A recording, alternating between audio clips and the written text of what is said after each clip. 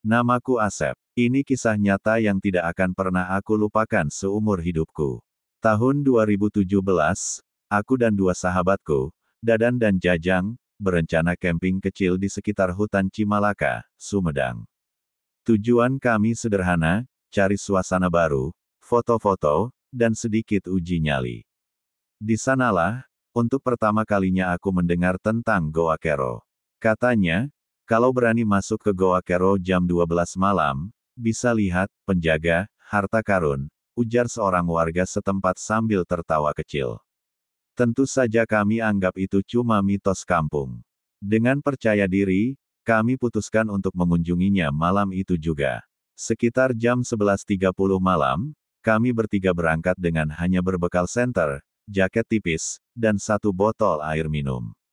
Jalanan menuju Goa Kero gelap, hanya diterangi cahaya bulan. Suara jangkrik dan desir angin membuat suasana makin mencekam. Begitu tiba di mulut goa, hawa dingin aneh langsung menyambut kami. Udara di sekitar terasa berat, dan langkah kami seakan diperlambat. Ayo cepetan, sebelum jam 12. Seru Dadan, mencoba membangkitkan semangat. Kami pun masuk. Baru sekitar 10 meter, tiba-tiba senterku berkedip-kedip lalu mati total. Senter Dadan dan Jajang juga ikut-ikutan mati. Dalam kegelapan total itu, aku mulai mendengar bisikan, suara lirih yang entah dari mana asalnya. Kami merapat, saling berpegangan, mencoba mencari jalan keluar. Tapi semakin kami berjalan, semakin jauh rasanya. Goa itu seperti berubah bentuk.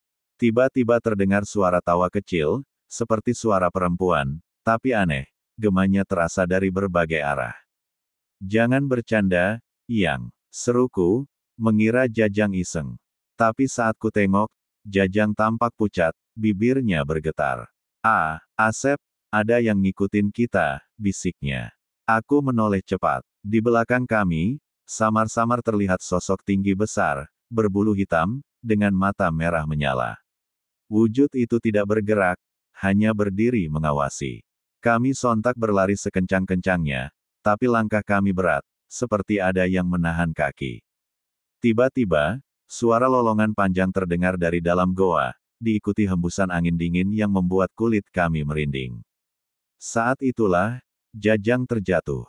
Aku dan Dadan berusaha mengangkatnya, tapi sesuatu, seperti tangan-tangan tak terlihat, menariknya ke dalam kegelapan. "Lepaskan aku!" teriak Jajang histeris, tangannya terulur ke arah kami.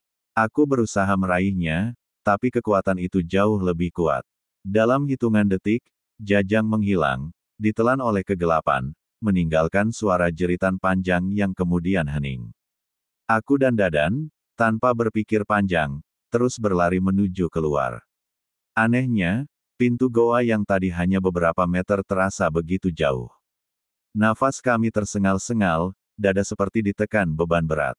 Aku hampir pingsan ketika akhirnya melihat cahaya bulan di mulut goa. Begitu berhasil keluar, kami langsung jatuh tersungkur di tanah. Kami menoleh ke belakang, tapi tidak ada siapa-siapa, hanya kegelapan pekat. Warga sekitar, yang mendengar teriakan kami, segera datang. Saat kami ceritakan apa yang terjadi, mereka hanya menggeleng-geleng, wajah mereka serius. "Kamu semua sudah melanggar aturan. Goa Kero bukan tempat mainan," kata seorang tetua desa dengan suara berat. Pencarian dilakukan keesokan harinya. Para sukarelawan dan tim SAR menyisir seluruh area goa.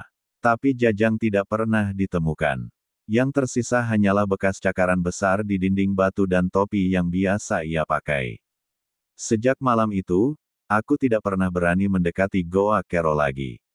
Dadan juga pindah keluar kota karena trauma berat. Sampai hari ini, aku masih sering bermimpi buruk, mimpi melihat Jajang berdiri di mulut Goa Kero, memanggil-manggil namaku dengan suara parau.